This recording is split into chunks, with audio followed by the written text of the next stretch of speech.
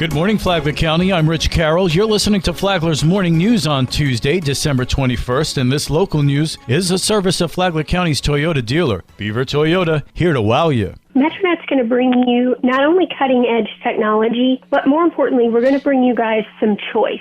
It's a $50 million investment, and it's coming to Palm Coast. MetroNet will be bringing its ultra-high-speed fiber optic network to the city, making it a gigabit city. Chris Smith with the company says it will transform work from home. During this COVID time, more and more of us are doing Zoom calls. You'll be able to upload and download as fast in a symmetrical way. It's key for folks working from home. It's key for economic growth. It's key for healthcare. This option is something that you'll find in major cities. Construction on the fiber optic network begins this spring, with the first customers getting online next fall. We will stick within right-of-ways and easements.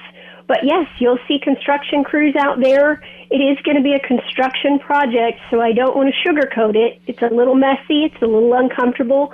Definitely worth the wait. If construction is happening in your neighborhood, you'll be notified 30 days in advance.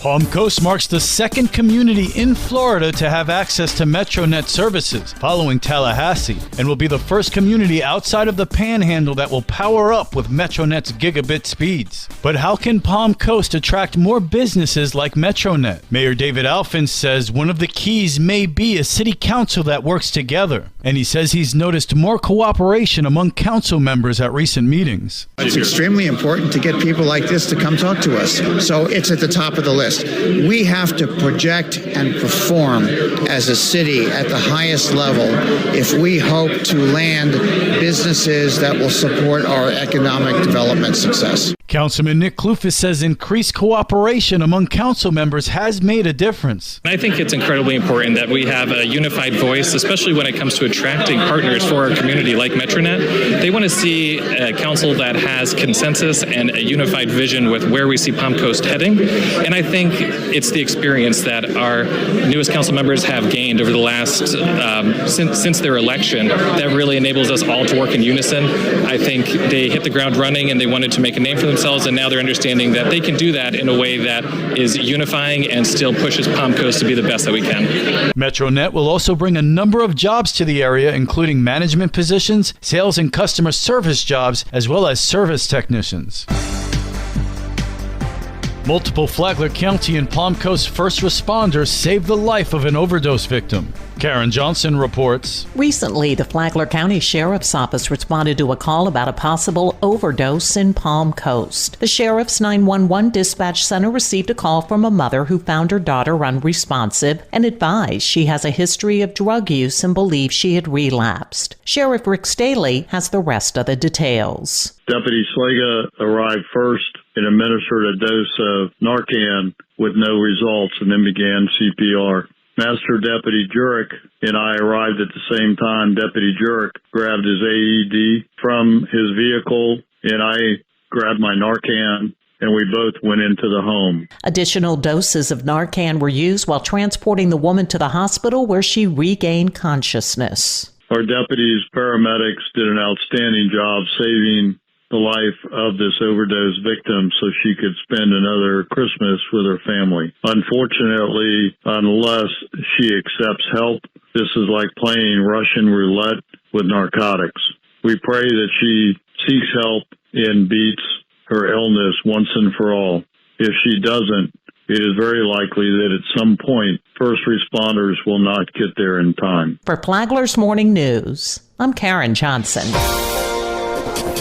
A program in Flagler County to help those calling 911 because they had no other option to get non-emergency medical help receives multiple awards. Rich Petchke tells us more about it. The county's community paramedicine program that started 3 years ago is given national, state, and regional recognition for utilizing best practices and providing the highest quality services to residents. Community paramedic Karen Prather thanked county commissioners at a recent meeting for backing the program. Without all of you helping us and letting this program continue on and get larger, it has turned out to be a wonderful thing. And each and every one of you should all pat yourselves on the back because you have helped so much for this program. Fire Rescue Chief Mike Tucker says it's Prather's passion for her work that sets the program apart from others and earn the multiple accolades. Karen has been able to mold this thing into something that truly serves the citizens, and she does it with great passion. We're going to continue to serve the citizens of Flagler exceptionally well,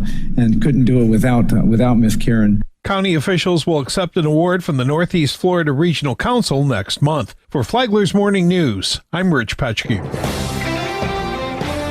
What does Flagler Deputy Fire Chief Percy Sales have in mind for the county? Sales said on a recent episode of the Flagler Voice that he doesn't want to bulldoze his way in and make a bunch of changes. I just want to make sure that the fire department has value to the community. So right now I'm in like the assessment and review phase to see what the gaps are and how we can move things forward. Sales said that it's working effectively and efficiently that will make things better for the community as a whole. You can listen to the Flagler Voice on Saturday mornings at 8:30 here on WNZF.